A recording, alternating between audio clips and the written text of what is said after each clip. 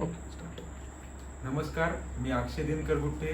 माझी 2020च्या राज्यसेवेमध्ये सहाय्यक निबंधक सहकारी संस्था असिस्टंट रजिस्टर कोऑपरेटिव्ह सोसायटी यापदी निवड झालेली आहे. आणि मी मूळचा हिंगोली जिल्हा इथला रहिवासी असून मी पूर्व, मुख्य आणि इंटरव्ह्यू याची तयारी हिंगोली जिल्ह्यात राहून तिथल्याच लायब्ररीमध्ये केलेली आहे. आणि मी कोणता बी क्लास न लावता, कोणत्या टेस्ट सिरीज न देता ही परीक्षा अचीव केलेली आहे. तर या सेशनचा महत्त्वाचा उद्देश म्हणजे येणारे 2021च्या मुलाखती. तर MPSC ग्रो टुगेदर या चॅनलवर यमाजी धुमाळ सरनं हे मुलाखती संदर्भी भावी अधिकाऱ्यांना मार्गदर्शन मिळावं मुलाखतीचं त्या संदर्भी लेक्चर आयोजित केलेलं आहे. आणि मला सांगण्यात आनंद होतो की मला MPSC 2020च्या याच्यात राज्यसेवेमध्ये मुलाखतीत 69 मार्क आहे, जे टॉप मोस्ट मार्क आहेत. तर मला जे मार्क पडले आणि जे अनुभव घेतला मी, त्याचा तुम्हाला निश्चितच फायदा होईल या दृष्टिकोनातून हे लेक्चर MI सरने आयोजित केलेले आहे. तर मी इंटरव्ह्यूची तयारी कशी केली या संदर्भात तुम्हाला मी सांगतो. तर सुरुवातीला जेव्हा इंटरव्ह्यू आयोजित झाले तर इंटरव्ह्यू होते 18 एप्रिलपासून ते 29 एप्रिलपर्यंत. तर पहिल्याच दिवशी आमचा इंटरव्ह्यू होता. आणि मी सुरुवातीला इंटरव्ह्यूची तयारी करायची तर महिनाभरपासून इंटरव्ह्यूची तयारी सुरू केली. तर इंटरव्ह्यूसाठी असं काही विशेष करायची काही बाब नाही. तुम्ही काय त्याचा असा स्पेसिफिक सिलेबस मेन्शन नाही जे तुम्ही असं धरला वाचला की तुम्ही केलं, असं काही त्याच्यात विशेष हे नाही. तुम्ही त्यासाठी सुरुवात करू शकता ते आयोगाच्या मागच्या पॅनलच्या प्रश्नानुसार. तर तुम्हाला त्याच्यात महत्त्वाची बाब म्हणजे आयोगाच्या मागच्या वेळेस PSIच्या पॅनल शिंदे सर आणि यांचंच पॅनल होतं मागच्या वेळेस. जे MPSCचे नवीन सदस्य जॉईन झाले तर त्यांनाच PSIचा एक मुलाखत घेतली होती 2020च्या यांची, 19च्या यांची झाली. आणि आमच्या वेळेस बी तेच पॅनल होतं. तर तुम्हाला आणखी सुविधेचं आहे की 2020ला जे ट्रान्सक्रिप्ट आलेले आहेत, हे इंटरव्ह्यू झाले, त्यांना काय प्रश्न विचारले ते, प्लस PSIच्या वेळेस पण काय प्रश्न विचारले ते, तर ते सगळे प्रश्न तुम्ही जमा करा आणि या प्रश्नाला आपल्या प्रोफाईलशी मॅच करा. तुमच्या प्रोफाईलला हे प्रश्न कोणचे आपल्या प्रोफाईलनुसार, आपल्या प्रश्नानुसार ते कोणता प्रश्न आपल्या जिल्ह्यावर, आपल्या शिक्षणावर, नाहीतर आपल्या येणाऱ्या कोणत्या बी छंदावर येऊ शकते ते तुम्ही त्याच्यात शोधा आणि एक सेपरेट त्याच्यात बुक तयार करा.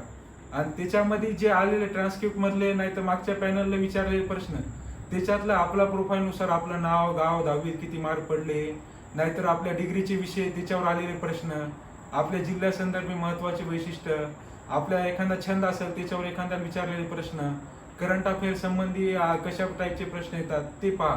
आणि आपल्याला जे संभाव्य प्रश्न येऊ शकतात, जे तुम्हाला वाटते येऊ शकतात, तर ते प्रश्न तुम्ही काय करा, आपल्या जे प्रोफाईल आहे तर त्याच्यामध्ये नोट डाऊन करून घ्या सगळे. आणि ते आता मी पण तशीच तयारी केली. तर आमच्या वेळेस कसं पॅनल नवीन होतं, पण हे पॅनल PSIच्या इंटरव्ह्यूच्या वेळेस इंटरव्ह्यू घेतले होते, तर त्याच्यामुळे त्याच्या ट्रान्सक्रिप्ट अवेलेबल होतं टेलिग्राम चॅनलवर. तर तिथून ट्रान्सक्रिप्ट भेटलं. मग त्याच्यात काय प्रश्न विचारले तर त्याच्यातून एक कळालं की आयोगानं तुम्हाला नाव, गाव, डिग्री तुमच्या प्रोफाईलवर त्याच्यावर प्रश्न विचारले, महाराष्ट्राविषयी समस्याविषयी प्रश्न विचारले. आणि त्याच्या पुढे जाऊन काही जनरल प्रश्न, जसं जनरल नॉलेजचे प्रश्न एखादे की जम्मू काश्मीरमध्ये कोणत्या दहशतवादी संघटना आहे, तुम्ही PSI मध्ये अशी घटना झाली, तुमच्या पोलीस स्टेशनवर हल्ला झाला तर तुम्ही काय करणार. तर असे तुमच्या जनरल सेल्सचे प्रेझेन्स ऑफ माइंड विषयी प्रश्न, तर हे प्रश्न तुम्ही लिहून काढा स्वतःच्या प्रोफाईलनुसार मॅच करून. हे लिहिल्यानंतर मग आपल्याला त्याचं उत्तर लिहून ते पाठ नाही करायचं त्याच्या संदर्भात, फक्त त्याच्यात आपण उत्तर देताना त्याच्यातले मुद्दे काय आपले आले पाहिजे, शॉर्टमध्ये ते मुद्दे लिहून घ्यायचे. जसं उदाहरणार्थ तुम्हाला सांगायचं झालं तर महाराष्ट्रात कोणत्या 5 समस्या आहेत, तर ते प्रश्न मी केलता, महाराष्ट्रात कोणत्या 5 समस्या आहेत. तर त्याच्यात मी लिहिलं की महाराष्ट्रामध्ये समजा कुपोषण आहे, दारिद्र्य आहे, काही प्रमाणात निरक्षरता आहे, लोकांत जनजागृतीचा अभाव आहे. तर हे असे शॉर्ट मुद्दे मांडले होते. तर हेच प्रश्न मला इंटरव्ह्यूला विचारण्यात आला. तर या गोष्टीचा निश्चित मी जे तयारी केली ती प्रश्न त्यातलं 70 ते 80% पार्ट मला इंटरव्ह्यूला विचारण्यात आला. तर याचा तुम्हाला तिथं फायदा होते. कारण की काय होते, आपल्या याच्यामध्ये स्पेसिफिक सिलेबस मेन्शन नाही. तर त्याच्यामुळे या तुम्ही जे मागचे प्रश्न विचारले तर याला तुम्ही एक स्टील फ्रेम, एक चौकट म्हणून पाहू शकता तुम्हाला येणाऱ्या प्रश्नाची. तर याच्या बाहेर तुम्हाला काहीच येणार नाही ही गॅरंटी मीच देतो. दुसरा एक मुद्दा, हे तुम्ही केलं, तिला शॉर्टमध्ये उत्तर तयार केले आणि त्याची प्रॅक्टिस केली. दुसरा आहे करंटचा मुद्दा. करंट विषयी लोकांना खूप भीती असते की आपण काय करायला पाहिजे नेमकं. तर न्यूजपेपर वाचता, भक्कम त्याच्यातली माहिती जमा करता, फॅक्ट वाचता, सगळं लक्षात ठेवायचा प्रयत्न करता. तर हे अनावश्यक आहे, जास्त ते लक्षात ठेवायचं काम नाही. तुम्ही लोकसत्ता घ्या, महत्त्वाचे चर्चेत मुद्दे कोणचे, हेडलाईन कोणचे आहे ते पहा. त्याच्यातले फक्त शॉर्टमध्ये एकाच वाक्यात तुम्ही त्याच्यात मांडू शकता. कारण की इंटरव्ह्यूमध्ये उत्तर देताना तुमच्याकडे इतका वेळ नसते की तुम्ही ते इतकं रटाळ तुम्ही उत्तर देऊ शकाल. तुम्ही महत्त्वाचे मोजके मुद्दे त्याच्यात आले पाहिजे, 3-4 मुद्दे. अशा पद्धतीने त्याची तयारी केली पाहिजे, करंटची बी आणि तुम्ही ज्या प्रोफाईलवर उत्तर देणार त्याची बी. तर त्याच्यामध्ये तुमचे महत्त्वाचे मुद्दे आले पाहिजे. जसं करंट एखादा आमच्या एस टी बसचं आंदोलन सुरू होतं, उपोषण, मग त्यांना आंदोलन केलं तर ते मुद्दे होते. तर एस टी त्याचा मुद्दा काय होता, ते कोणत्या मुख्य समस्या काय होती, ती आपल्याला कशी सोडवता येईल आणि शासनाने याच्या पुढे अशा समस्या येऊ नये म्हणून भविष्यात काय आपण तरतुदी करू शकतो याचा बी तुम्ही एक विचार केला पाहिजे. आणि एक मुद्दा लक्षात घ्यायचा का, आपण जे पण उत्तर देणार आहे त्याला तुमचे स्पष्टीकरण नाही तर त्याच्या मागे तुम्ही जे उत्तर देणार ते कारण त्याचे स्पष्टीकरण तुमच्यापाशी रेडी पाहिजे. नाहीतर कसं होते, आपण सांगतो सर याचं उत्तर हे पाहिजे, असं केलं पाहिजे, मग ते का केलं पाहिजे आपण जेव्हा ते पुढचं पॅनल मेंबर विचारतो तेव्हा आपल्या पुढे ते स्पष्टीकरण नसते आणि तिथंच आपण उत्तर एक नाही आलं तर आपण निराश होतो आणि पुढचा सर्व इंटरव्ह्यू बिघडते.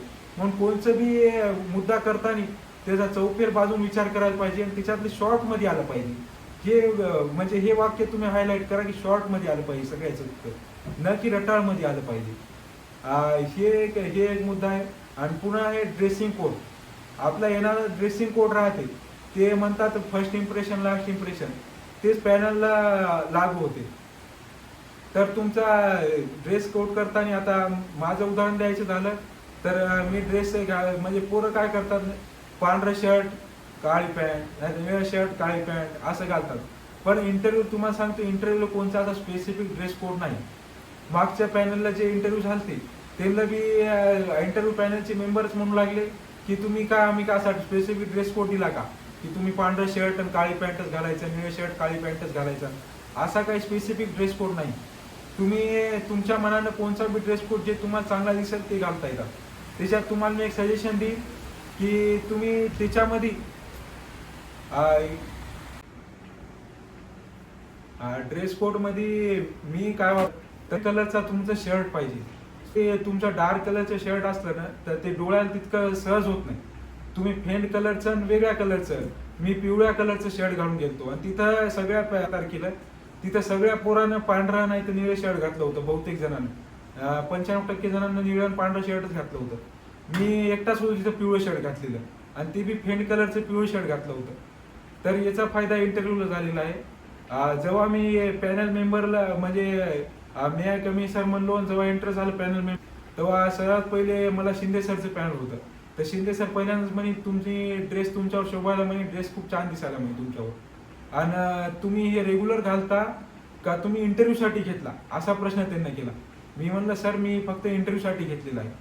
तर याच्या मागे त्यांचा प्रश्न विचारायचा उद्देश हे असू शकते असं मला वाटते की ते पाहतात की तुम्ही जनरल तुम्ही जे इंटरव्ह्यूसाठी घातला तुम्ही नॉर्मल नॅचरल बोलता का तुम्ही त्याच्यात बी जरा बढाई करून सांगता. ते नाही सर मी रोजच घालतो, मला रोजच आवडते, मला खूप चांगलं राहणं आवडते, असं आपण कसं जरा फेकमफाकी जरा जास्तच करतो. तर ते फेकमफाकी त्यांना कळते कारण की त्याचा वर्ष आपलं जितकं वय नाही तितका त्यांचा अनुभव आहे. तर त्याच्यामुळं त्यांच्या पुढं काही करायला जमत नाही. जे आहे ते नॅचरल आपलं राहायला पाहिजे. जे आपल्या केलं आता ते मला सांगायचं. तर ही बाब तिथं लक्षात ठेवायला पाहिजे कोणत्याही पॅनल मेंबर पुढे. मग दुसरा मुद्दा येते की इंटरव्ह्यूची तयारी आपण किती काळ करायला पाहिजे, नाही तर किती लिमिट पाहिजे, का किती प्रेशर घेऊन करायला पाहिजे. तर प्रेशर हँडल करता आलं पाहिजे. तर प्रेशर असं घेऊन नका करू. तुम्ही नॉर्मल हे चालला इंटरव्ह्यू चालला त्यांना भिला नाही पाहिजे तुम्ही पॅनल मेंबरला. तुम्ही कसं करता, मनामध्ये एक विचार आणता, स्पेसिफिक विचार आणता तुम्ही मनामध्ये की नाही तुम्ही एक मनात पूर्वाग्रह नाही तर माइंडमध्ये काय तर गृहीत धरून जाता की हे पॅनल मेंबर असाच आहे, हे पॅनल मेंबर मार्कच देत नाही, नाहीतर हे सर्व खूप असे फॅक्च्युअल प्रश्न विचारतात, काही बोलू देत नाही. तर तसा पूर्वाग्रह घेऊन तुम्ही मनात जाऊ नका. ते माहिती आहे का, कारण की आपण कोणाला वैयक्तिकरित्या आपण कोणाला पाहिलं नसते, दुसऱ्याच्या ऐकण्यातून आपण कोणत्या पर्सनॅलिटी जज करू शकत नाही. तर त्याच्यामुळं कसं का आपण जज करायला नाही पाहिजे. आपण सर्व ते आपल्या सरपंचासाठी चांगले आहे. आणि आपल्याला एक लक्षात ठेवायचं, आपल्याला फक्त अर्धा गेट आहे, तिच्या पुढे आपल्याला काही घेणं नाही कोणाची. तर अर्धा घंटा आपल्याला जायचं, पूर्वाग्रह नाही बाळगायचं, सगळे चांगले आहेत म्हणा आणि आपल्या चांगल्या दृष्टिकोनातून इंटरव्ह्यू सुरू करायचा. आणि त्यांच्या पुढे गेले तर एक गोष्ट आहे, म्हणजे मी बऱ्याच मेंबरला भीतानी पाहिलं. जेव्हा आमचा नंबर होता वेटिंग लिस्टला, काही 7 वाजता गेलतो. पहिल्या दिवशी 7 वाजता मी तिथे एंट्री मारली होती. पुणे जिल्हा परिषदला इंटरव्ह्यू होता.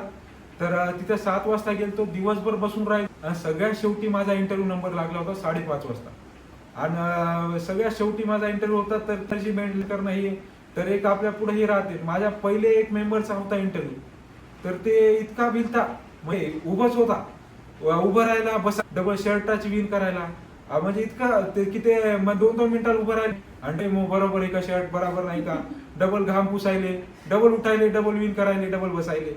पण इंटरव्ह्यू देऊन आलं, म्हणलं कसं झालं, अरे म्हणे काय विचारायला गेलं. म्हणजे सांगायचा उद्देश, तुम्ही मैदानी शत्रू कसा आहे ते काय नाही तुम्हाला, तुम्ही पैसे हत्यार टाकून द्यायले भ्यायले दिलं, त्यासारखी कोणी माणसं येते का खाणार काय, असं वेगळं काही करणार नाही. ते बी अनुभव समजून घेतात तुम्हाला. फक्त ते तुम्हाला तुम्हाला रिलॅक्स बी करतात, तुम्हाला बोलायची संधी बी देतात, सगळं देतात. फक्त आपण मनातून भीती नाही आली पाहिजे आपल्याला. आणि भीतीवर नियंत्रण करायसाठी तुम्हाला सोपं आहे, तुम्ही शकता अनुलोम करू शकता, प्राणायाम करू शकता, हे एक बाबी करू शकता. आणि महत्वाचं म्हणजे तुमच्या मनात विचार नाही आले पाहिजे. काही कायचा नॅचरल स्वभाव राहते भीनं, पण तुम्ही त्याच्यावर बऱ्यापैकी नियंत्रण आणलं तर तुम्हाला नक्कीच त्याचा फायदा होऊ शकते. आता याच्यात मी इंटरव्ह्यू कसा झाला या मुद्द्याकडे जातो, कारण की माझा इंटरव्ह्यू कसा झाला आजपासून तुम्हाला शेवटपर्यंत सांगतो. कारण की मी काय बोललो, कसा बोललो, ज्यांना त्यांना पॅनलनं मला 69 मार्क दिले, ते पण दिले तर त्यांचा व्ह्यू काय असू शकते, प्रश्नाचे उत्तर आपण कसे मागू शकतो, तर हे मुद्दे आपल्याला त्याच्यातून लक्षात येईल. कारण की आपण अशी चर्चा केली तर ते मुद्दे तितके क्लिअर होणार नाही जितके इंटरव्ह्यू तुम्ही ऐकल्यानं क्लिअर होईल. तर इंटरव्ह्यूचं सांगतो मी, माझ्याकडे सुरुवात झाली. तर मी दिवसभर बसलो होतो, काही नंबर लागला नाही. 5:30 वाजता शेवटी लागला. आज गेलो, मी आहे कमी सर म्हणलं, तर या म्हणे. आल्या ते म्हणे की तुमचा ड्रेस खूप छान दिसाय, तुम्ही शोभाले म्हणे ड्रेसवर. म्हणलं थँक्यू. मग म्हणे रेग्युलर घालता का तुम्ही? म्हणलं हो सर, रेग्युलर नाही घालत. म्हणलं सर मी इंटरव्ह्यूसाठी ड्रेस घेतला. म्हणलं इंटरव्ह्यूसाठी. बरं ठीक आहे, टोकन नंबर द्या म्हणे. टोकन नंबर दिला आणि तर म्हणे की त्यांची प्रोफाईल राहते, तर प्रोफाईलवर आपलं नाव नसते, त्याच्यावर आपली कास्ट नसते त्याच्यावर मेन्शन. तर पारदर्शक होते सगळा इंटरव्ह्यू. टोकनला नंबर राहते, त्याच्यानुसार तिनं आपल्याला मार्क देतात इंटरव्ह्यू किती पडले. तर त्यानं मग विचारला की हे प्रोफाईल, आपला प्रोफाईल राहते, प्रोफाईलवर आपला फोटो राहते. तर माझा प्रोफाईलचा फोटो होता कॉलेजचा, हे जुने प्रोफाईल असल्यामुळे. तर त्यांना प्रोफाईलवरचा फोटो दाखवला शिंदे सरना आणि पाय म्हणे हे फोटो मध्ये तुम्ही. तर मी म्हणलं हो सर मीच आहे. तर या फोटो मध्ये आणि तुमच्यामध्ये काय? तर मी म्हणलं सर तवा आमच्या नव्हत्या आलेल्या आहेत म्हणलं. आणि तवा म्हणलं मी, तर ते हसू लागले थोडे. तर मग म्हणे की आता म्हणलं सर तेव्हा मी टी शर्ट घातलं होतं, आता फुल बाहेरचं शर्ट घातलं. म्हणलं जे नॉर्मल आपल्याला दिसते ते सांगायचं, जास्त काही त्यांना हे नाही फेकमफाकी करायची. तर मग डबल म्हणलं सर इतकाच फरक होता. मग म्हणे आणखीन काय होतं म्हणे? आणखीन तर काय नाही, तेव्हा तुम्ही चष्मा घातला, तेव्हा तुम्ही चष्मा घातला म्हणून आता तुम्ही चष्मा घातला. तर मी म्हणलं सर ते फोटो काढताय चष्मा काढून ठेवता. बरं म्हणे. मग त्यांना पुढचा प्रश्न विचारला की तुम्हाला कशाची आवड आहे म्हणे. तर मी म्हणलं सर म्हणलं तर म्हणजे तुम्हाला काही छंद जर नसला तर तुम्हाला आवड कशाची आहे हे तुम्ही ठरवून जा. तर कसं आपल्याला आवड नसताना काही पोरं कसं इथं म्हणजे सांगतो मी तुम्हाला, आवड नसताना पोरं काय करतात, क्रिकेट खेळायची आहे, नाहीतर एखादा कशा पुस्तक वाचायची, असं काही पण टाकतात. पण तुम्हाला नसताना टाकू नका.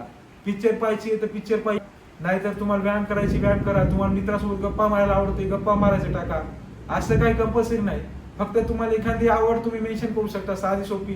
तुम्हाला एरी सकाळी फिरायला आवडते, नाहीतर तुम्ही असं जनरल बी टाकू शकता जी तुम्हाला आवडते. तर मी टाकलं मला पिक्चर पाहायला आवडते, तर मी टाकलं. मग म्हणे कोणची पिक्चर पाहता? शिंदे सरने विचारलं. सर साऊथची पिक्चर पाहतो. मग म्हणे अरे वा म्हणे साऊथचे पिक्चर पाहता का? मग म्हणे RRR पाहिला असेल. म्हणलं हो सर. पुष्पा पाहिला असेल. म्हणलं हो सर. म्हणे KGF पाहिला का म्हणे तू? म्हणलं KGF 2 तर नाही पाहिला सर. म्हणलं आता 12 तारखेला रिलीज झाला, म्हणलं आता इंटरव्ह्यूमुळे काही पाहणं झालं नाही. तर म्हणे KGFचा लॉंग फॉर्म काय आहे म्हणे.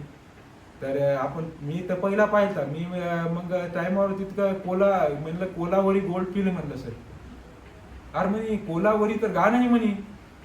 म्हणलं हो सर गाणं तितकं आठवण म्हणलं सर. लॉंग फॉर्म म्हणजे लय दिवस आहे म्हणलं सर पाहू. मग म्हणे कोलार गोल्डफिल्ड आहे म्हणलं. हा म्हणलं सर थँक्यू म्हणलं सर सांगितल्याबद्दल. म्हणजे याच्यातून की आपल्याला जरी माहित नसलं तरी शिंदे सर नाही तर आपल्याला करेक्शन करून देतात. ते जेव्हा करेक्शन करून देतात तर आपण त्यांना त्यांच्या आभार म्हणलं पाहिजे. ही त्यांच्या त्यांना दिलेली रिस्पेक्ट राहते. आणि ते आपल्या बी मोठ्या मेंबरला जेव्हा आपण सांगतो तेव्हा तिची रिस्पेक्ट करून आपण हे धन्यवाद मानायला पाहिजे. तर हे एक म्हणजे उत्तर देताना ही बाब लक्षात ठेवली. मग म्हणे KGF मध्ये टन सोनं इंग्रजांना भारताच्या बाहेर नेलं. तर याच्यात फॅक्च्युअल तर किती टन नेलं आता ते तर माहित नव्हतं. मग सर मी पिक्चर पाहताना फॅक्ट काही पाहत नाही म्हणलं. मी ऍक्शन फायटिंग पाहतो म्हणलं पिक्चर पाहताना. तर ते असू लागले. आता आपण ते पाहत होतं ते आपण सांगितलं फायटिंग आवडते आपल्याला, आपण दुसरं काही फॅक्ट लक्षात ठेवत नाही. तर त्यांना मग त्यांना स्वतः सांगितलं 800 टन सोनं नेलं. म्हणलं थँक्यू सर सांगितलं. मला आठवलं नव्हतं म्हणलं. थँक्यू म्हणलं सर. मग डबल ते थँक्यू म्हणलं. मग म्हणे मराठी पिक्चर पाहता का नाही.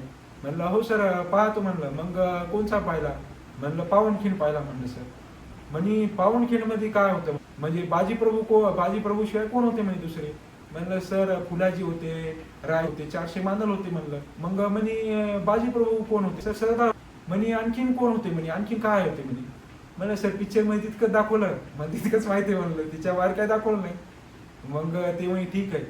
ते सांगायचा उद्देश आहे की तुम्ही तितकं पाय सांगा. जास्त एक्स्ट्रा तुम्हाला माहिती असेल का नसेल पण तुमच्या छंद पिक्चर मध्ये जितकं दाखवलं तुम्ही तितकंच एक्सप्लेन करा. जास्त एक्स्ट्रा एक्सप्लेन करू नका. तुम्ही जर जास्त प्रयत्न करा की मला खूप माहिती आहे, तुम्ही एक्स्ट्रा इतिहास सांगायचा प्रयत्न करा तर त्यांना आपल्याहून 10 पट माहिती राहते. तर ते आणखी मग फॅक्च्युअल प्रश्न. तर तुम्हाला जितकं माहिती आहे तुम्ही तितकंच मेन्शन करा. मग ते झाल्यानंतर मग म्हणे तुम्हाला कोरोना झालता का म्हणे कोरोना काळामध्ये. म्हणलं नाही झाला सर. नाही झाला म्हणे. म्हणलं सर मी रूमच्या बाहेरच निघालो नाही म्हणलं घराच्या, म्हणून नाही झाला म्हणलं. मग म्हणे मग आणखीन काय कारण होतं नाही झालं. सर म्हणलं मी प्राणायाम करायचो, योग जरा आयुर्वेदाचे उपाय करायचो. तर असं सांगितलं. मग लस घेतला का म्हणे. तर घेतल्या. मग म्हणे बूस्टर डोस घेतला सर. बूस्टर डोस कारण की इंटरव्ह्यू होता. मग सर म्हणे इंटरव्ह्यू इतका सिरियस घ्या. KGF 2 पाहिजे म्हणे बूस्टर डोस. इंटरव्ह्यू सिरियस घ्यायचा असते का काय सर. ते महत्वाचं आहे. म्हणजे सांगायचा उद्देश की इंटरव्ह्यू पॅनल तुम्हाला रिलॅक्स करते आणि तुम्ही खरं कारण सांगितलं तर ते. मग त्यांना प्रश्न विचारला तुम्हाला प्रश्नात. तर मी चांगली नोकरी मिळणारी त्याच्यासाठी मला नोकरी द्यायचं म्हणलं. तर इथे एक मुद्दा तुम्हाला नमूद करतो की काही पोरं म्हणतात मग समाजसेवा करायसाठी. तर समाजसेवा करायची तर भाई जाईन दुसरी नोकरी कर, आर्मी कर, नाही तर NGO जॉईन कर असं म्हणतात ते. तुमचं खरं कारण तुम्हाला पैसे कमवायसाठी आहे, तुम्हाला मिळणारी प्रतिष्ठा आहे, तर तुम्ही खरं सांगा अपील होते. ते एखादा क्लासवाला सांगते हे करा ते नका नसते. जे प्रत्यक्ष देते तुम्हाला फील्डवर जे दिसते ते तुम्ही रियालिटी सांगितली पाहिजे. मग शिंदे सरनं दुसरा प्रश्न विचारला की म्हणे प्रशासनात तुम्हाला काय काय प्रॉब्लेम फेस करावं लागेल. तर मी म्हणलं सर राजकीय दबाव फेस करावं लागेल म्हणलं, क्रिटिकल कंडिशनमध्ये काम करावं लागेल म्हणलं, आणि सर्वाला सोबत घेऊन चालावं लागेल म्हणलं. तर ते सर्वात सोबत घेऊन चालावं असे 3 मुद्दे सांगितले.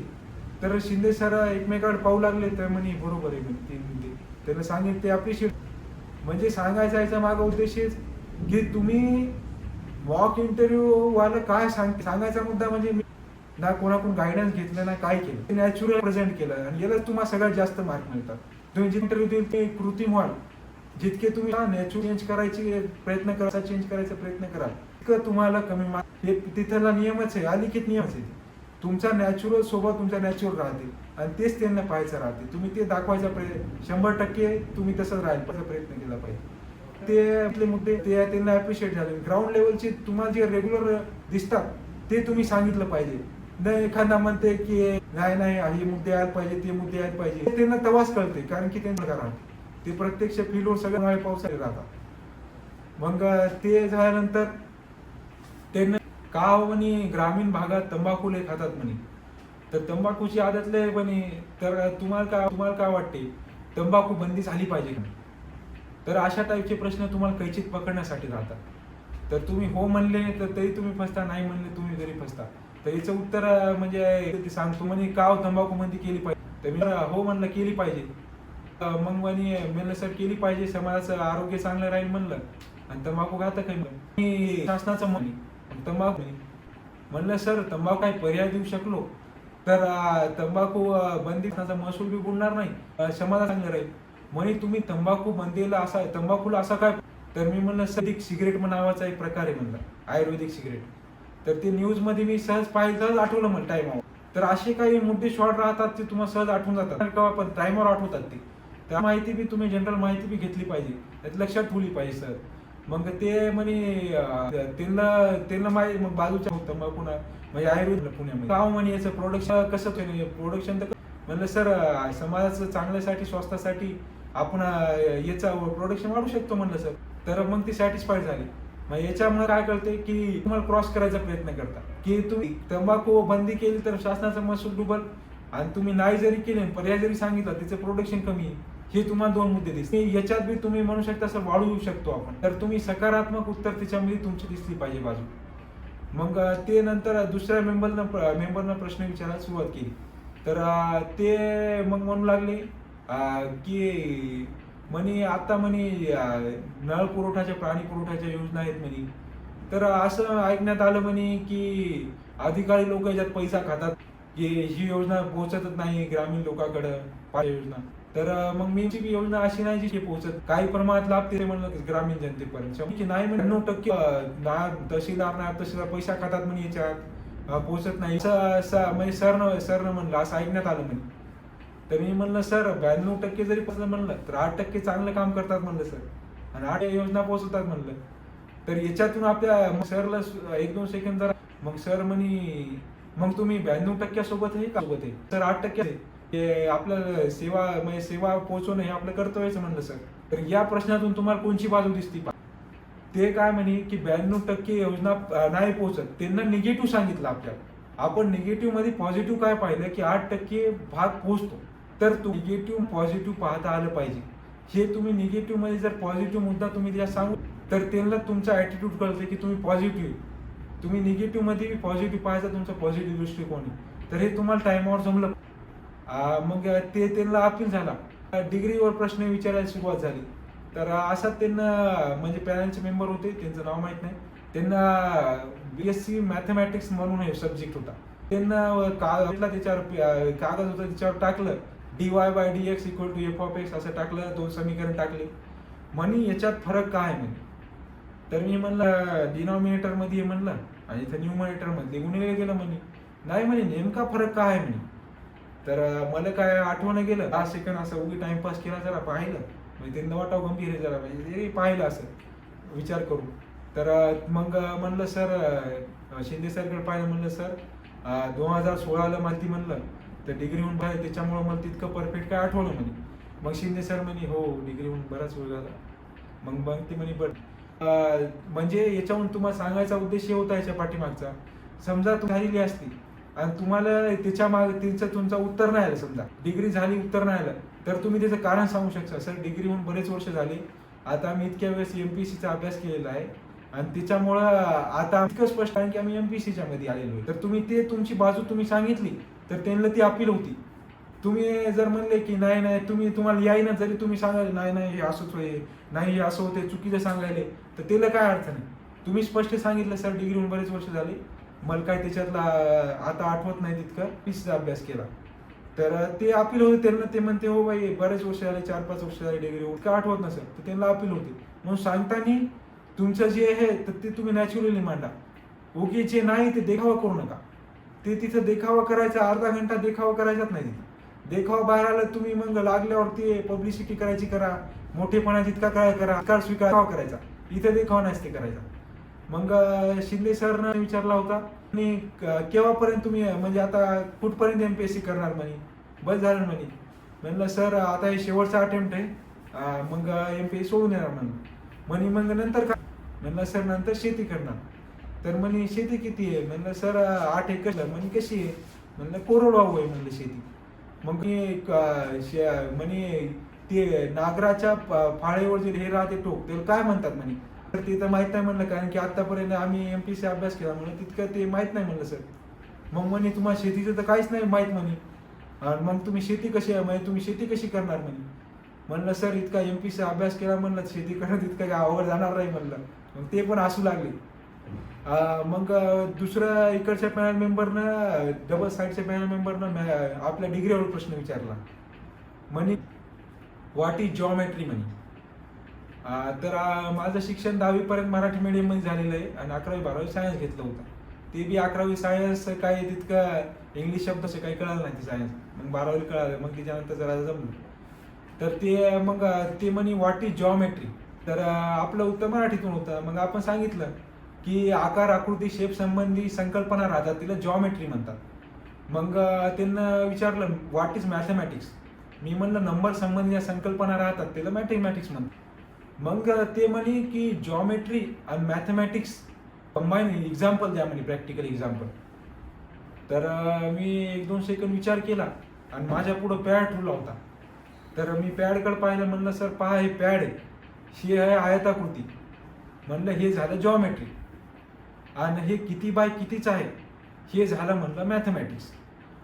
तर ते एकमेकाकडे पाहिले आणि ते हसू लागले. त्यांना कळालं की प्रेझेन्स ऑफ माइंड म्हणजे सांगायचा उद्देश आहे की त्यांना प्रश्न विचारला तर ते तुमच्या पुढं काय कंडिशन दिलेली आहे त्याच्यानुसार तुम्ही कसं उत्तर द्या त्याच्यावर गोष्टी डिपेंड आहे.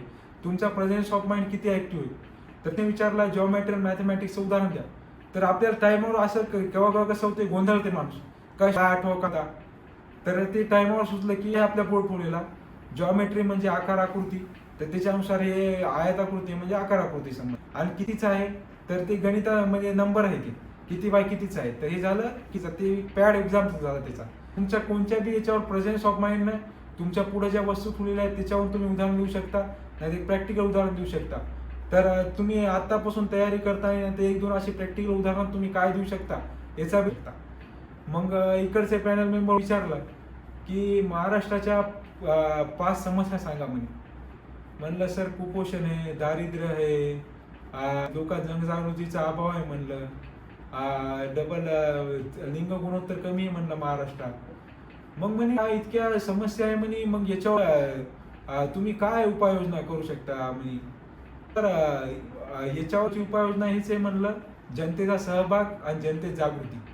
कारण की कोणत्या बी योजनेमध्ये म्हणलं की जनतेचा सहभाग हे सगळ्यात मोठाच आहे. जनतेचा सहभाग नसला तर कोणची समस्या सुटू शकत नाही म्हणलं. तर त्याच्यात ते म्हणे मग लोकप्रतिनिधी तुम्हाला सपोर्ट कराल का ही समस्या सोड. तर मी म्हणलं सर जनप्रतिनिधी सपोर्टच कराल, कारण की जनप्रतिनिधी जनतेचे प्रतिनिधी आहे आणि जनता जागृत झाली आणि त्यांना मागणी केली तर त्यांना सपोर्ट करावंच लागेल म्हणलं सर.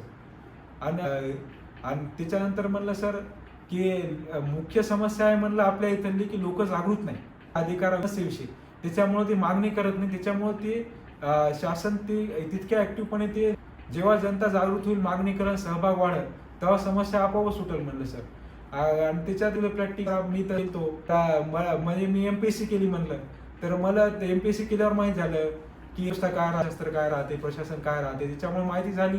त्याच्यामुळे मी म्हणू शकतो कोणाला गावाकडचा व्यक्ती आला ते म्हणते बाबा सांग रे करायचं, सर्टिफिकेट कुठं द्यायचं, याचं कसं काम करायचं, तर त्यांना माहितीच नाही म्हणजे याच्याविषयी माहिती नाही तितकी. तर ते जेव्हा जागृत होईल तेव्हा समस्या सुटू शकते म्हणलं. तर ते त्यांना अपील झालं.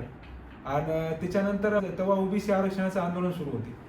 मग OBC आरक्षणाचा मुद्दा तेव्हा हॉट टॉपिक होता.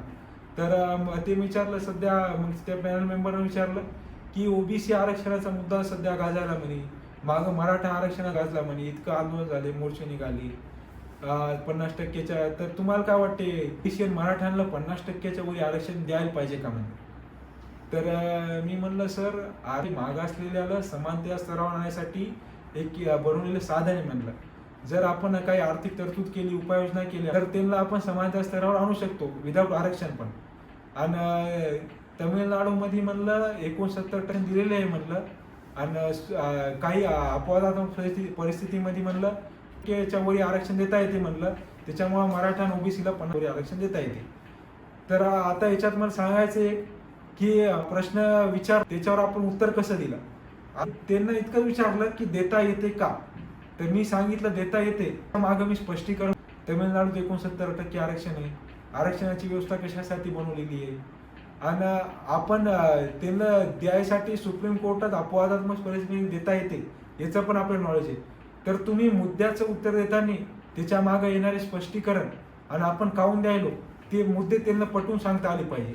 तुम्ही नुसतं तर ते देता काऊन येते आणि कसं देता येते तुमच्या सगळ्या कोणता बी फील्डमधला प्रश्न राहो तर त्याचे उत्तर तुमच्यापाशी रेडी पाहिजे.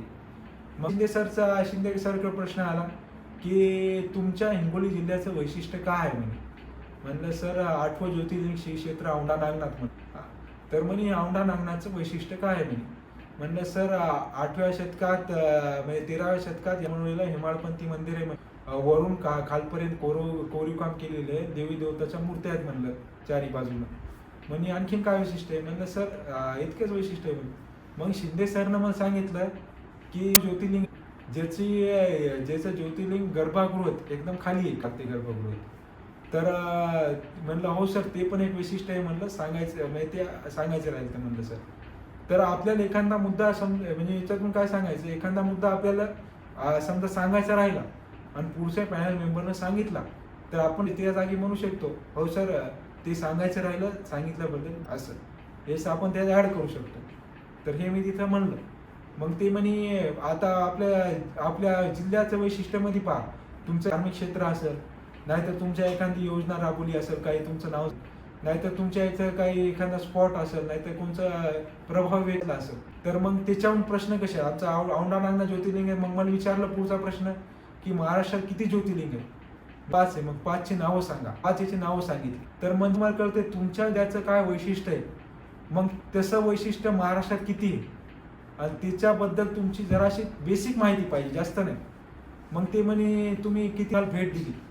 तर मी म्हणलं सर औंढा नागनाथ या एका मी भेट दिली म्हणलं. तर मग याच्यातून तुम्हाला कळते की तुमच्या जिल्ह्यात तुम्ही किती भेट देऊ शकता, किती ऍक्टिव्ह आहे तुम्ही. तुमचं म्हणजे काय का म्हणजे एक मी इंटरव्ह्यूचं असंच वाचलं होतं, त्याला विचारलं पुढचे येतं म्हणजे हो मग तुम्ही वारीला जाता का. मग नाही सर मी वारीला गेलो नाही. मग ती पॅनल मेंबर स्वतःहून म्हणे की तुम्ही वारीला जायला पाहिजे म्हणे, तुमच्या जवळच आहे, जायला पाहिजे, करायला पाहिजे. म्हणजे याच्यातून त्यांचं कळते की तुम्ही तुमच्या क्षेत्रामुळे घडतात त्यांच्या तुम्ही टचमध्ये पाहिजे, नाही तुम्हाला त्याच्या ॲक्टिव्ह पाहिजे. तुम्ही गेले जरी नसाल काही जरी नसाल म्हणून द्यायला पाहिजे, नाही तर तुम्ही हो तरी म्हणलं पाहिजे पाहिलं तरी असलं पाहिजे. हा त्यांची किमान अपेक्षा आहे असं आपल्याला तिथून लक्षात येते एक मुद्दा. मग इतकं सर्व झाल्यानंतर ते म्हणे ठीक आहे तुम्ही येऊ शकता. आणि जाता जाता शिंदे सर म्हणे की औंढा नागनाथला माझा सादर प्रणाम असं हात जोडून म्हणे. तर मी म्हणलं थँक्यू सर. तेव्हाच मला कळालं काही ना काही चांगलं देतात सर. मग तुला मग ते म्हणजे चांगला इंटरव्ह्यू झाला शेवटी सगळ्या. तर एकंदर हे असा इंटरव्ह्यू होता. तर हे माझ्या इंटरव्ह्यूतून तुम्हाला बऱ्याच गोष्टी शिकायला बी भेटतात आणि तुम्ही काय नाही करायला पाहिजे, कसं बोलायला पाहिजे ही पद्धत बी तुम्हाला कळते. कारण की कमी मार्क पडण्यात आणि जास्त मार्क पडण्यात का जास्त एक छोटीशी लेअर राहते. तुम्ही कसं बोलता, कसं वागता, कसं प्रेशर हँडल करता, कसे उत्तर देतात, तुमची बोलायची पद्धत काय, भिलं नाही पाहिजे, किती भिलं पाहिजे, भीतीचा मुद्दाच नाही. आणखीन एक मुद्दा ॲड करतो की तुम्ही मॉक इंटरव्ह्यू देण्याच्या जास्त फंदात पडू नका. कारण कसं होते माहिती आहे का, मी एक बी मॉक इंटरव्ह्यू दिला नाही. तुम्ही म्हणजे ते तुमचा वैयक्तिक प्रश्न आहे, पण जास्त करून तुम्हाला सांगतो मॉक इंटरव्ह्यू जास्त देऊ नका, शक्यतो तुम्हाला देऊच नका. कसं आहे तुम्ही जितके मॉक इंटरव्ह्यू देता तर ते पुढचं म्हणते की नाही नाही असे हाताने असं काय केलं पाहिजे तसं पाहिजे. ते तुमच्या स्वभावाचा भाग. तुमचं बोलताना तुमची जर हातवारी होत असेल तुमचे त्याचं बॅड इम्प्रेशन नाही पडत. कारण की तुमचा नॅचरल तुम्ही जर असं बोट करायले नाही तर असं करून सांगायले, त्यात तुम्ही पूर्ण आत्मीयतेने सांगायले, ही बी त्याची एक पॉझिटिव्ह बाजू आहे. म्हणजे तुम्ही हातवारी करायले असं हातवारी कोणीच करत नसते. असं बोल राव ऐसा नाही करत कोणी, असं नॉर्मल हात करते कोण. तर ते तुमचं आपण त्या गोष्टीकडे निगेटिव्हच नाही पाहिलं पाहिजे हमेशासाठी. त्याचा एक पॉझिटिव्ह अँगल पण पडते आणि त्याच्यावर कंट्रोल. आपण जर कोण म्हणलं की तुमची हातवारी लय होती तर आपण हात असे नाही करतो, पण ते हात असा उचकते होईल. मग आपलं बोलण्यातलं कॉन्सन्ट्रेशन आपण पूर्ण आत्मीयतेने नाही बोलू शकत. तर हे होता, तर त्याच्या लक्ष देऊ नका ते नाही. आणि मॉक इंटरव्ह्यूचा दुसरं एक आपलं म्हणतो मॉक इंटरव्ह्यू जास्त फायदा होते, पण त्याचा एक सोबत सायमल्टेनियसली तोटा बी राहते की आपण ते मॉक जे उत्तर देत जातं आपण काय करतो ते म्हणायचं करतो, नाही तर त्यांच्या मानसिकतेतून आपण उत्तर द्यायचा प्रयत्न करतो. आपण कसं एक फेस आणि सगळे हे राहतात मेंबर इंटरव्ह्यू देणारे, त्याच मुद्दे देतात की नाही की असंच बोललं पाहिजे, हेच पर्टिक्युलर उत्तर राहिलं पाहिजे. तर असा काही साचा नसते की एकाचं उत्तर याच पर्टिक्युलर अँगलमध्ये आलं पाहिजे. असे काही बाब नसती. जे तुम्हाला आतून वाटते आणि जे ग्राउंड रियालिटी आहे ते आलं पाहिजे. आणि एक महत्त्वाचा मुद्दा आहे की उत्तर देताना तुम्ही प्रत्यक्ष काय पाहता ग्राउंड फील्डवर, प्रत्यक्ष तुम्हाला काय दिसते, तर तेच तुम्ही मुद्दे त्याच्यात मांडा. तुमचं उत्तर आणखी प्रभावी होते. मला एक असं वाटते की मला जास्त मार्क देण्याचं एक कारण असू शकते की माझा सगळ्यात शेवटी इंटरव्ह्यू होता. त्यांना माझ्या पहिले सगळ्याच्या पर्सनॅलिटी जज केल्या, सगळ्याचे इंटरव्ह्यू झाले आणि शेवटी माझा सगळ्याच्या पर्सनॅलिटीची तुलना करता मी नॉर्मल जनरली आणि बेसिक ग्राउंड लेवलची उत्तरं दिली आणि जे मला आतून वाटते तेच मी झालो. तर त्याच्यामुळं मला चांगले 69 मार्क दिले असणार. तर हे मला आतून वाटते की त्याच्यामुळे दिले असणार. कारण की असा स्पेशल काही मी रट्टा मारला नाही, काही विशेष वाचलं नाही. जे नॉर्मल आहे ते तसा गेलो, तसा रिप्रेझेंट झालो. हां, फक्त एक आहे की तुम्ही तयारीच करायची आहे नाही असा मुद्दा नसते याच्यात. तुम्ही करंट अफेअर्स पाहिजे, कुठे काय चाललंय, श्रीलंका क्रायसिस असो, पाकिस्तान क्रायसिस असो, रशिया युक्रेन वार असेल तेव्हाचा मुद्दा, नाहीतर जनरल बेसिक सामाजिक मुद्दे, सामाजिक समस्या, पर्यावरणाविषयी समस्या, याच्यातली तुम्हाला बेसिक माहिती पाहिजे आणि त्याच्यावर तुमचे बेसिक आणि इफेक्टिव्ह सोल्युशन तुमच्याकडे रेडी पाहिजे. तर हे तुमच्याकडे मुद्दा असला ना तर तुम्ही प्रभावीपणे मांडू शकता. तर अशा प्रकारे जर तुम्ही तयारी केली तर तिचा निश्चित तुम्हाला फायदा होईल आणि माझा या अनुभवाचा तुम्हाला निश्चितच पुढे चालून फायदा होईल. आणि अशा प्रकारची तयारी तुम्ही करा. आणि इंटरव्ह्यूला जास्त काही असा सिरियस मुद्दा नसते आणि तिथं भिऊन, कारण की कसं आहे, जे इतकं भिल तितकं ते तुमच्या मनात भीती बसलेली असते. आणि असं समजू नका की कोणी काही म्हणले पॅनल मेंबर मध्ये देत नाही, हे असं घुरून तुम्हाला पाहते, रागीट खुन्नस खाऊन पाहते, तुम्हाला मारायला येते असं वाटते, असं तुम्हाला वाटते. पण ते तसं नसते. त्यांचा एक स्वभावचा फरक त्यांची. कोणी साधं जरी बसलं की आपल्याला वाटते रागीट पाहिले, कोणी साधं बसलं की आपल्याला वाटते ते हसतमुख आहे. तर ती त्यांची, तुम्हाला त्यांना जज करायची, तुम्हाला फक्त आपली पर्सनॅलिटी त्यांच्या पुढे रिप्रेझेंट करायची. केव्हा पण लक्षात ठेवा, त्यांना जज करायला आपण तितके मोठे नाही झालो. आपण आपल्याला फक्त त्यांच्या पर्सनॅलिटी जे आत येते, जे पिंडी ते ब्रह्मांडी आपलं दिसलं पाहिजे. आणि शेवटी सांगतो, भगवद्गीतेचं एक वाक्य आहे की तुम्ही कर्म करा, फळाची चिंता करू नका. तुमचं फोकस फक्त कर्मावर पाहिजे.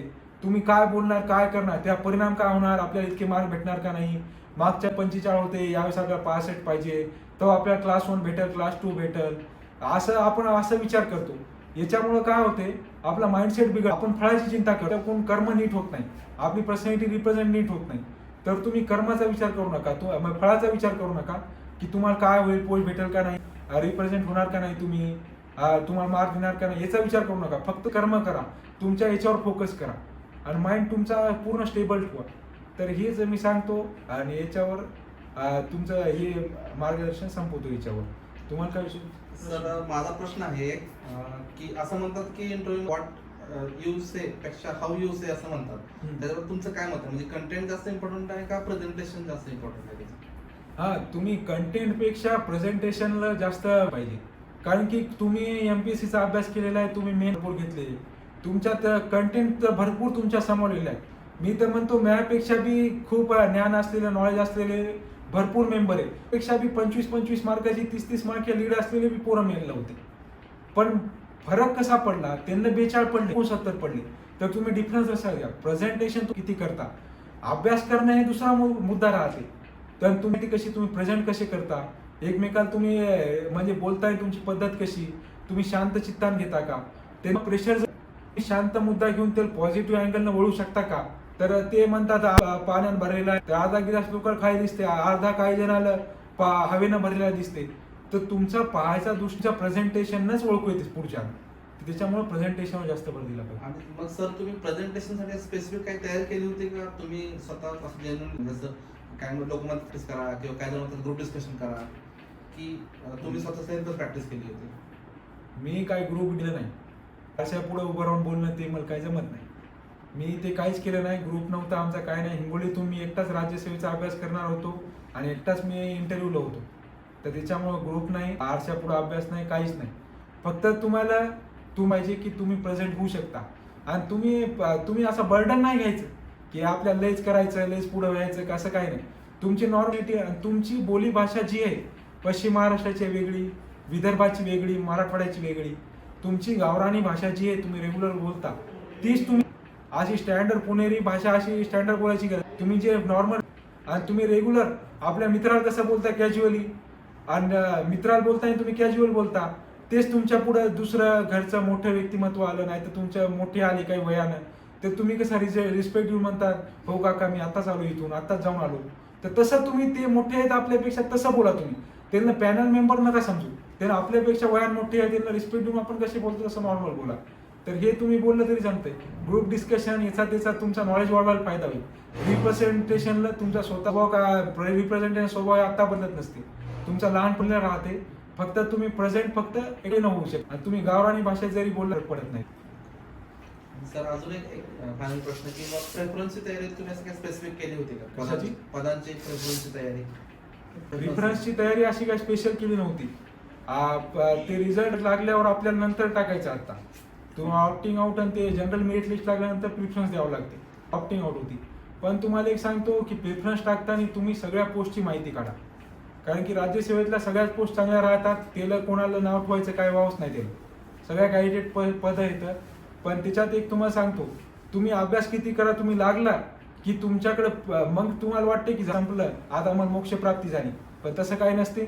तुम्ही जेव्हा प्रिफरन्सचा तेव्हा तुम्हाला एक प्रेशर येते. सगळेजण म्हणतात की हे चांगली पोस्ट आहे, ही चांगली पोस्ट आहे. तुम्ही समजा डिप्टी सीओ कडे गेले तर ते तुम्हाला सांगाल की ही चांगली आहे. नाही आरटीओ कडे गेले ते म्हणत नाही आरटीओ काय कामाची नाही. ते सीओ कडे गेले ते म्हणते नाही नगरपालिका सीओ काय नाही. त्यालाही प्रेशर राहते, राजकीय दबाव. असं काय नाही. तुमची ओन पर्सनॅलिटी कशी, तुम्हाला फील्डवर वर्क करायला चांगलं वाटते का, तुम्हाला ऑफिशियल जॉब चांगला वाटते, तुम्हाला राजकीय संबंध जोडायला चांगलं का, तुम्हाला एकटं निवांत राहायला चांगलं वाटते. आणि सगळ्या पोस्टची तुम्ही माहिती घ्या. लागलेल्या याच्यावर जा, त्यांच्याशी भेटा, त्यांच्याकडून माहिती घ्या. कोणी त्या पोस्ट केल्या जवळ तिच्याकडून माहिती घ्या. आणि काय म्हणतात तहसीलदार माहीत राहते, नाही तर काय जण फक्त पब्लिक कॉन्टॅक्टच्या पोस्ट राहतात तेच आपल्या 99 माहीत राहतात. कॉन्टॅक्टची पोस्ट नसती ते पण कॉन्टॅक्ट शिवाय ते ऑफिशियल व्हाईट कॉलर जॉब म्हणतात. ते मोठमोठ्या बँकाशी कॉन्टॅक्ट ते त्याच्यावर काम करतात. तर आपल्या जनरली पब्लिक कॉन्टॅक्टवाल्या पोस्टच लक्षात राहतात. आपण त्याचीच माहिती घेतो, हे चांगलं आहे चांगलं आहे. आणि तुम्ही जी पण पोस्ट निवडता त्याच्यातले काय खाचेखोची आहे, तिथं तुम्हाला काय दबाव तंत्राला काय काम करावं लागेल, तुम्हाला कोणचे काम करावं लागेल, झेपल का, आपल्याला फॅमिली वेळ जास्त पाहिजे का, कामच करायचं वर का, आपण काय आहे ह्या तुमच्या ओन पर्सनॅलिटीनुसार माहिती घेऊन एका खाली एक प्रिफरन्स टाका. आता मला असिस्टंट रजिस्ट्रार चांगली निवांत पोस्ट वाटली, अधिकार बी चांगले राहतात, निवांत जास्त काय हे नाही वर्कलोड ऑफिस. मी असिस्टंट रजिस्ट्रार 1 नंबरला टाकून दिली. कारण की माझ्याकडे मी मध्ये कॅट महाराष्ट्रातून प्रथम आहे आणि ओपन जनरलमधून 86वा रँक आहे माझा. तर माझ्याकडे 3 पोस्ट होत्या, एक सेक्शन ऑफिसर, नायब तहसीलदार. मी असिस्टंट रजिस्ट्रार. तर काही नसते, तुम्ही स्वतः माहिती काढा आणि घ्या. क्लासवाल्याला येलं नका, प्रत्यक्ष जाऊन भेट येते त्यांना बी तितकी कवा. आपण पूर्णपणे कोणावर 100% डोळे झाकून विश्वास ठेवायचा नाही. आपण फील्डवर जाऊन त्या माणसाला विचारून जे काम त्याच्याकडून माहिती घ्या आणि मग तुम्ही पुढची शकता तुमच्या हिशोबाने तुम्हाला करा वाटली तर. Thank you sir. धन्यवाद.